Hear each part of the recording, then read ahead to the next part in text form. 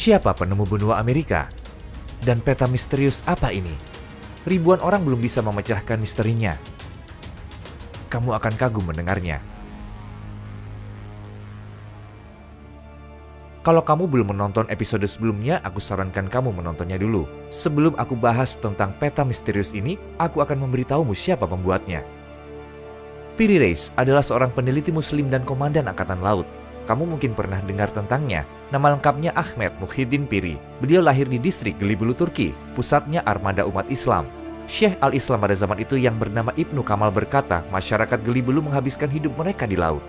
Kapal adalah kasurnya, dan ombak adalah ranjangnya.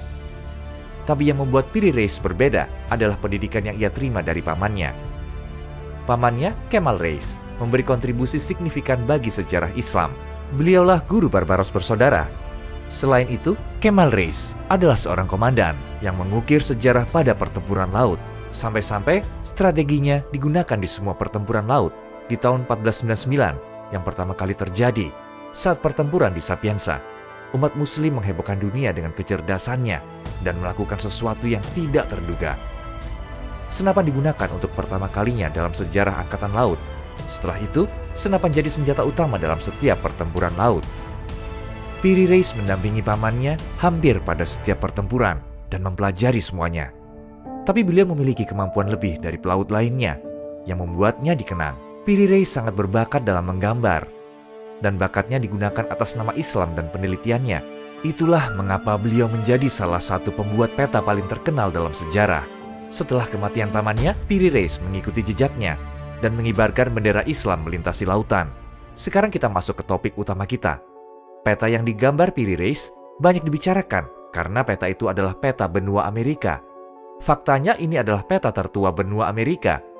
Kita bisa simpulkan bahwa Piri Reis lah yang secara resmi menjadi penemu pertama benua Amerika. Bagaimana? Jika kamu lihat detailnya, kamu pasti akan setuju.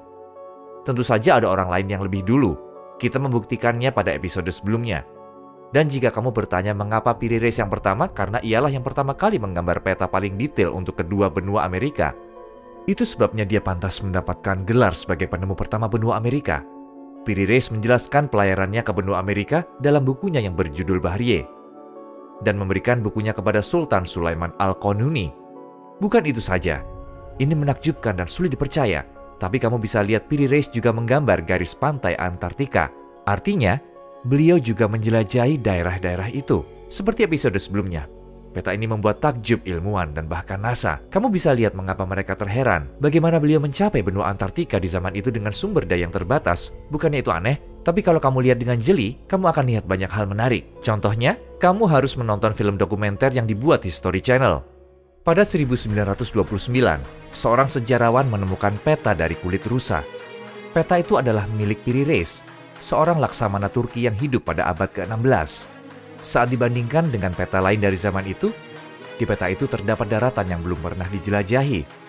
Pantai Antartika digambar tanpa lapisan es seperti sekarang. Yang mengejutkan lagi, perbatasannya juga digambarkan tanpa lapisan es. Petanya seperti pantai Eropa dan Afrika Utara jutaan tahun yang lalu. Saking terperincinya, bahkan mereka yang percaya alien pun akan terkejut. Karena dataran ini baru ditemukan 300 tahun setelah digambar. Perlu diingat, benua Antartika saat ini tertutup es yang tebal. Dan pada tahun 1958, mesin pengukur ketebalan kerak bumi baru diciptakan. Menariknya, peta yang dibuat pada tahun 1531 dengan tepat menggambarkan perbatasan pantai di bawah lapisan es. Ketika para topografer membandingkan peta modern dengan peta Piri Reis, mereka menemukan bahwa peta tersebut sangat mirip. Bagaimana caranya seseorang di era itu bisa membuat gambar detail gunung dan sungai yang baru ditemukan? Aku tidak kenal seseorang di tahun 1531 yang bisa terbang ke ketinggian yang diperlukan untuk menggambar peta ini. Bagaimana mereka melihat tanah di bawah lapisan es? Kita tahu mereka tidak pergi menjelajahi benua Antartika, tapi entah bagaimana mereka bisa menggambar peta sedetail itu. Fakta bahwa sungai dan gunung digambar sedemikian rinci adalah bukti bahwa dataran itu ditemukan jauh sebelum bangsa Spanyol menemukannya. Dan seperti sebelumnya, setelah melihat petanya, ilmuwan mempertimbangkan kemungkinan adanya alien. Dan bahkan sekarang, beberapa komunitas menggunakan peta itu sebagai bukti adanya alien. Karena untuk membuat peta seperti itu, seseorang membutuhkan puluhan bahkan ratusan tahun. Jadi bagaimana Piri Reis menggambar peta itu? Atau adakah sesuatu yang tidak diketahui atau disembunyikan oleh para sejarawan dan ilmuwan?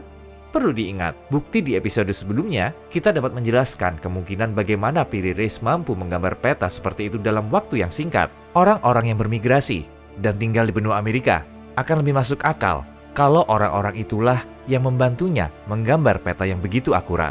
Yang bisa kita petik dari beliau setelah menggambar peta benua Antartika adalah ada orang lain yang telah menjelajahi dataran itu sebelumnya dan memberi pengetahuan ini kepada Piri Reis. Mengapa ilmuwan dan sejarawan tidak dapat menerima fakta ini? Dan mengapa ini tidak ditulis secara akurat dalam buku sejarah?